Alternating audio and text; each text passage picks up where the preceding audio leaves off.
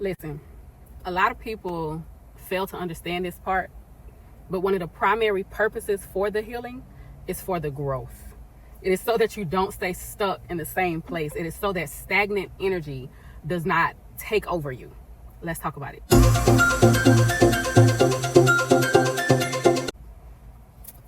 What's up, QC fam? It is Queen Chef, author, healer. I'm a chef by trade, writer by gift, healer by nature. I talk all things over here on Heal with QC, and I specifically talk around these 4 pillars, which are self-love, energy alignment, addressing inner child wounds, and purpose discovery. So as we discuss different topics, you'll find that they all tie back to that. And I do speak generally from a spiritual perspective because we are spiritual beings having a human experience. So listen. A few situations that I've gone through, that I've experienced recently and in my past, have reminded me of why the healing is so important. Because it's really crazy to me that we will go through our entire lives, and when you look at, if you are truly healed yourself, and again, I like to remind people there's no finish line for healing. So when I say healed, I'm using it loosely. Or when I say fully healed, I'm using it loosely. But listen, although there's no finish line, there is a certain place in your journey. There are multiple places in your journey that you are supposed to reach and realize, oh wow, this is a new milestone. Oh wow, I'm at a new place. Oh wow, like I've reached another level. I've expanded. My mind has expanded, or I'm firmer in who I am. There are different milestones throughout the journey. And what made me realize or feel the need to address what the true purpose of the healing journey is, that growth. As you move through life and you become more evolved yourself, you become more healed yourself, it is so obvious to pinpoint the people who have not reached any milestones, or the people who have been in denial of their need for healing. Like, it's so obvious to me now. And I want to be clear. I don't say this from a judgmental standpoint. Please understand, I don't say this like that.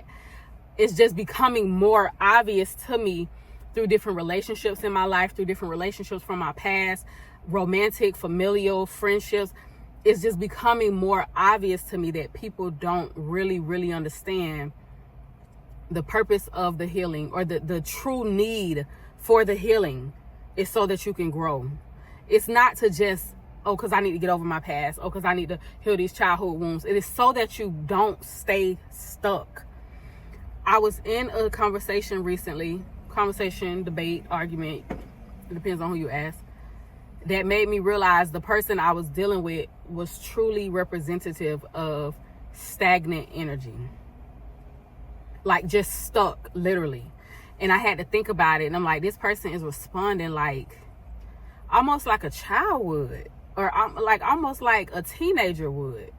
So it got me to thinking, I'm like, damn, like this person is really stuck, like right there, wherever their trauma was, like they are stuck right there, because you don't respond to stuff the same, or the way you should at a particular age. You don't,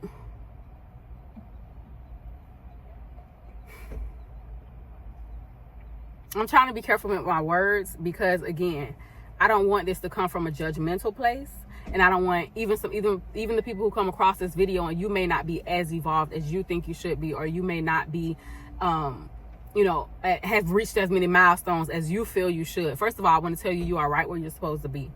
If you are on the journey and you're actively making strides, you are right where you're supposed to be, because I believe everything happens in divine timing. But when it comes to these relationships that we have with people, it's okay to recognize when it ain't even about them not being where you feel they should be, or them not being where you are. It's okay to recognize that this person is not yet on a level that they can be in my energy, and we be okay in relationship with each other. There you go. Thank you, Spirit. It's okay to recognize, I'm gonna say it again for my own processing, that a person is not where they need to be in their healing journey, that they cannot be in close proximity to you, or y'all cannot be in relationship with one another. And the reasons, it might be multiple different reasons, but I know for me, I'll give myself as an example, because per usual, I'm speaking from experience.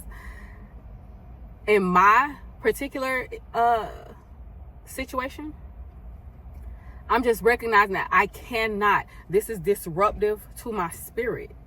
The fact that you are not further along in your journey for me to be able to explain what I'm trying to say and you receive it well, we just can't. Like, I can't be in relationship with you. I can't be in close proximity to you. It disrupts my spirit. It disrupts who I've become. And I got on here, actually, this is tomorrow's message. Today is Wednesday, so this will be on here Thursday. And I just got on here to say, like, to share that that's okay.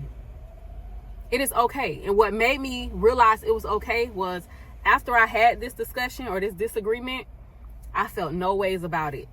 And for me, that was a testament of my own growth, because there was a time when this person could really get me flustered, could really make me feel like shit was my fault. No matter what happened, no matter how it went down, could really make me feel like the monster, the mean one. There was a time, but that's no more. Because of the way I've evolved, because of my own self-love and energy alignment, I know, matter of factly, it ain't even about right or wrong. I simply am standing on who I am, what I do, what I say. And because of that level of healing and evolution for myself, I know that it's okay for me to say, and I'm telling you, I'm teaching you this as I'm implementing it.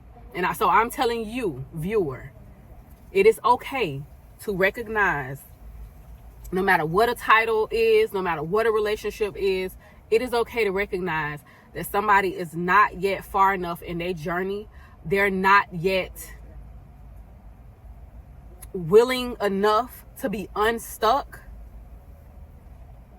It is okay to recognize that and come to the conclusion that y'all can't be close.